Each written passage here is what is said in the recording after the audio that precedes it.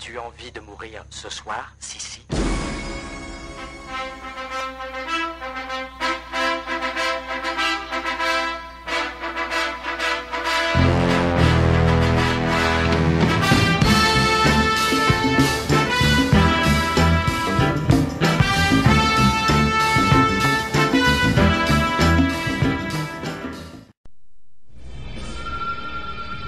Sérieusement, voilà comment je vois les choses. Quelqu'un s'amuse à faire une suite. Logique, quand t'as trouvé un bon filon, tu l'exploites. Le tout étant d'observer les règles qui feront le succès de cette suite. Mais où est-ce que tu veux en venir? Une suite qui se veut réussie doit respecter un minimum de règles élémentaires. Règle numéro 1. Encore plus de victimes. Règle numéro 2. Une mise en scène des crimes bien plus élaborée. Une boucherie sans nom. Eh bien bonjour à tous et soyez les bienvenus pour une toute nouvelle vidéo d'état critique. Tout juste sorti d'une des dernières séances du nouveau film de Wes Craven, Scream 4, j'ai eu comme une révélation. Je me suis dit qu'il fallait que je fasse une chronique sur un épisode de cette franchise. Et comme je ne fais rien comme les autres, j'ai décidé non pas de faire la critique du film que j'ai vu au cinéma, ni même de m'intéresser à l'épisode original, mais de me concentrer sur sa première suite. Aujourd'hui au programme donc Scream 2, sorti le 8 juillet 1998, réalisé par Wes Craven, dans lequel on peut retrouver Neve Campbell, qui remet ici son pullover après nous avoir fait son show dans le pathétique Sex Crimes, Courtney Cox et David Arquette. Alors avant de s'intéresser à ce film, il est primordial de parler un petit peu du premier volet, sorti en 1996. À l'époque, le genre du slasher était devenu obsolète après les épisodes ultimes des franchises Freddy et Vendredi 13. Scream est devenu, dès sa sortie, une sorte de monolithe de l'angoisse qui reprenait des codes qui ont fonctionné par le passé.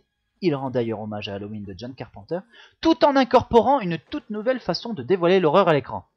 Le film s'est imposé comme une nouvelle étape dans l'évolution du slasher, et même si le concept n'avait rien d'original au fond, il a tout de même marqué de façon indélébile les esprits et réintroduit ainsi le slasher aux yeux du grand public.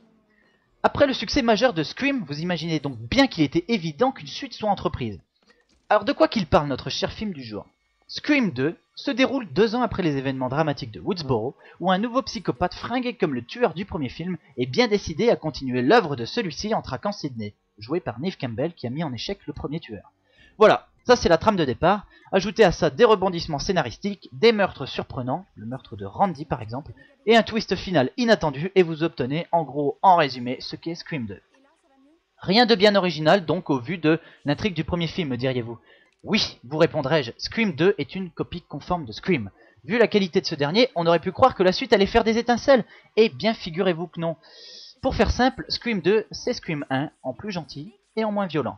Un épisode victime de pression des producteurs et de la censure à l'époque, qui s'avère vachement édulcoré et sage. Point de massacre, point de meurtre sauvage, point de déluge d'hémoglobine ici, non, juste des scènes de tension, correctement mises en scène tout de même, et de simples assassinats.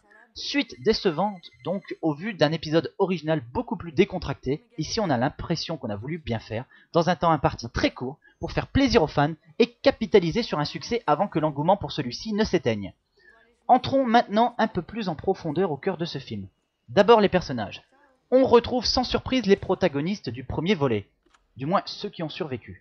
Les acteurs ne font pas des étincelles, néanmoins on prend quand même un certain plaisir à les retrouver, grâce à leur fort capital sympathie provenant tout droit du premier volet.